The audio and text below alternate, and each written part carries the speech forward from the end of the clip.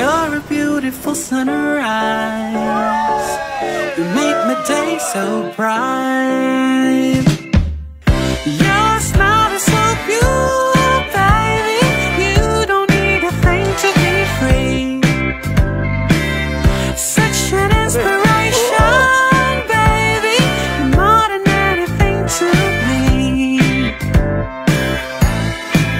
La la la la la la la la la la la. A beautiful sunrise to me.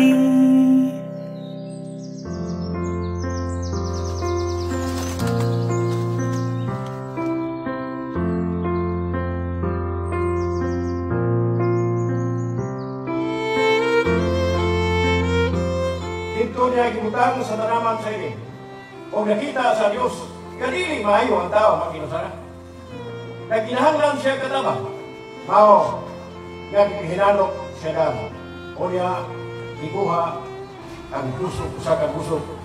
O niya, hindi mo gibuhat nga usa ka babae.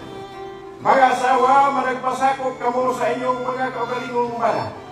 Ingon nga sa Ginoo. Mga bana, higugmaon ninyo ang inyong mga asawa. Maingon man nga si Kristo sa nahigugma sa Iglesia. Kung itugya niya iyang kaugalingong alang kanya. Nagkita mi sa church. Dayon naman to yung wedding go. Then first time po niya ni ato siya sa Tayawan. Dayon na crush ko sa iya pagkakita. Kay sa mamig religion, mahal lang tanan kay layo siya, layo po ko. After sa mga couple of years, nag-chat, may balik. Diyan nag-start.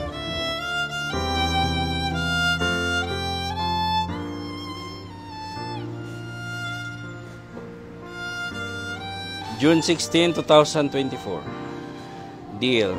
I'm so happy for you and I wish I could be there for you as my brother-in-law. I hope you will enjoy our simple gift to you. Love, Kuya Andy and Ate and Bull.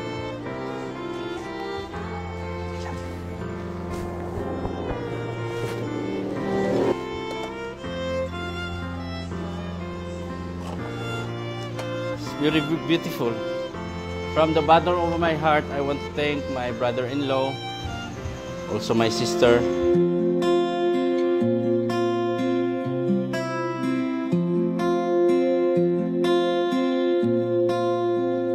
Paano bang mababawi lahat ng mga nasabi?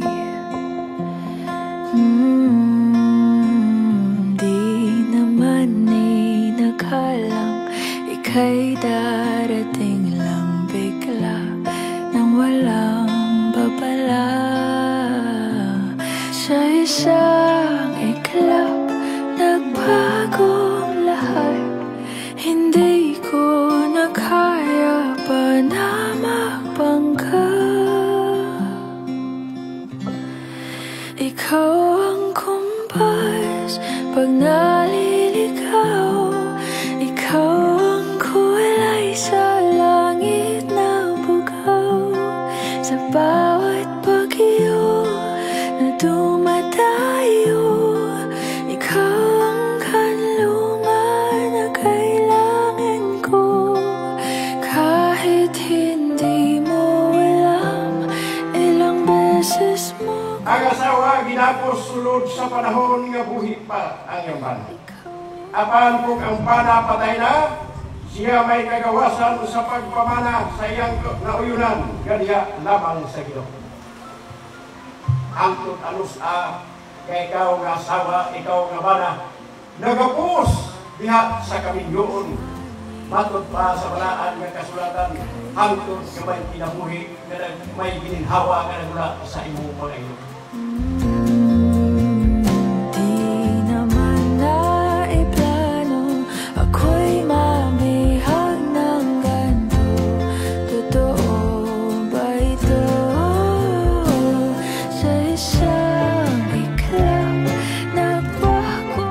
Myself, ulitaw pa kaha ni siya? Kaysa akong pagbana-bana, murag bata raman kaayo ko para niya. Des, thank you so much for your love and patience. One thing for sure, whatever happens, I will always love you for the rest of my life. I love you so much. That the next time I will fall in love again, it would be the one and a church of God. And God gave me you. But it's not easy to handle a 14 years of age of gap. Daghag away na hitabo, misunderstanding and miscommunication. But in spite of all of that, we always come up a good lesson. And now here we are, in front of all our pastors, family, relatives, friends, brothers and sisters in Christ. I am proud and happy to say that you are my love, my life, and my destiny. I love you so much until forever. Ako nang gihatag nimo, akong kasing-kasing. Ikaw na ang bahala sa pagtipig ug pag-amping. Ug hukti ang pagtuong nga dili ko mubiya. Sa kasadya ka, bala ka.